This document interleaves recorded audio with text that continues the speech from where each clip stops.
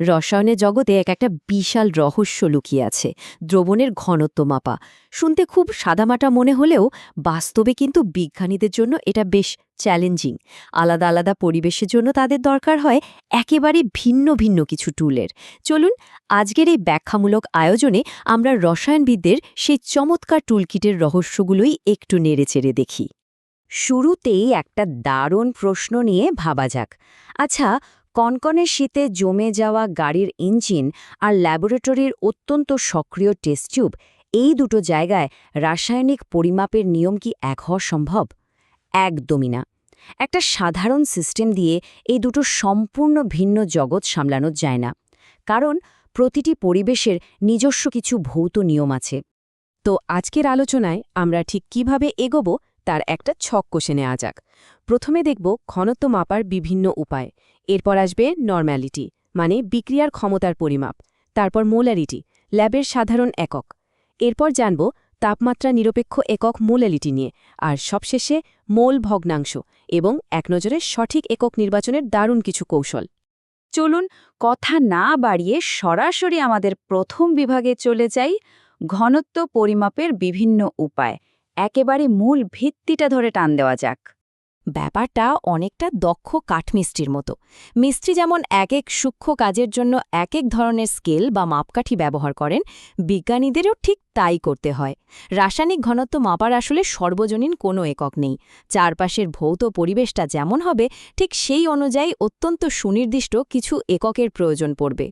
এবার দ্বিতীয় বিভাগ, নরমালিটি অর্থাৎ বিক্রিয়ার ক্ষমতার পরিমাপ। টুলকিটের একেবারে প্রথম হাতিয়ারটা এবার খুলে দেখা যাক।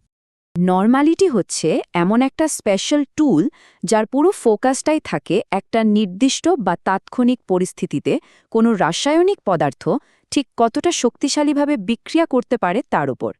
সোজা কথায় এটা হলো কোনো পদার্থের বিক্রিয়া করার যে আসল ক্ষমতা তার একেবারে সরাসরি পরিমাপ। বিশেষ করে ল্যাবে যখন অ্যাসিড, ক্ষার বা জারণ বিজারণের মতো তাৎক্ষণিক বিক্রিয়াগুলো ঘটে, তখন এই নরম্যালিটি ম্যাজিকের মতো কাজ করে। টাইট্রেশন করার সময় একদম সমপরিমাণ বা ইকুইভ্যালেন্ট অ্যামাউন্ট বের করতে এর চেয়ে সুবিধাজনক আর নিখুঁত হাতিয়ার সত্যি আর দ্বিতীয়টি নেই। এরপর আসছে ৩ নম্বর বিভাগে, মোলারিটি ল্যাবের সাধারণ একক। তাৎক্ষণিক বিক্রিয়ার জগৎ থেকে বেরিয়ে এবার আমরা ঢুকছি ল্যাবরেটরির দৈনন্দিন রুটিনে। এই অংশের সবচেয়ে মজার ব্যাপার হল তরল দ্রবণ তৈরির ক্ষেত্রে মোলারিটি সবচেয়ে বেশি ব্যবহার করা হয়। প্রতি লিটার দ্রবণে ঠিক কত মোল পরিমাণ সলিউট বা দ্রব্য আছে সেটা জাস্ট এক নিমেষে বের করে ফেলা যায়। হিসাব নিকাশ একেবারে জলের মতো সহজ হয়ে যায়। ল্যাবরেটরি বা বড় বড় ইন্ডাস্ট্রিতে স্টক সলিউশন যখন দীর্ঘদিন সংরক্ষণ করে রাখতে হয়, তখন মোলারিটি হল সবচেয়ে আদর্শ মান। সারা পৃথিবীর রসায়নবিদরা বছরের পর বছর ধরে চোখ বন্ধ করে এই নির্ভরযোগ্য স্ট্যান্ডার্ডটি ব্যবহার করে আসছেন। কিন্তু গল্পে একটা বড় মোড় আছে। মোলারিটি পুরোপুরি তরলের আয়তনের উপর নির্ভর করে। এখন তাপমাত্রা বাড়লে তরল প্রসারিত হয়, আবার কমলে সংকুচিত হয়, আর ঠিক তখনই আয়তন ভিত্তিক মোলারিটির মান পুরোপুরি ঘেটে যায়। এই চরম সংকটময় মুহূর্তেই আমাদের এমন এক নতুন নায়কের দরকার পড়ে যে তাপমাত্রাকে পাত্তাই দেয় না। আর এখানেই এন্ট্রি নেয় আমাদের ৪ নম্বর বিভাগ, মোলালিটি বা তাপমাত্রা নিরপেক্ষ একক। সব ধরনের চরম পরিবেশে টিকে থাকার এক অদম্য হাতিয়ার। মোলালিটির সবচেয়ে বড় শক্তি হল আয়তনের বদলে এর পুরোটাই নির্ভর করে ভরের উপর।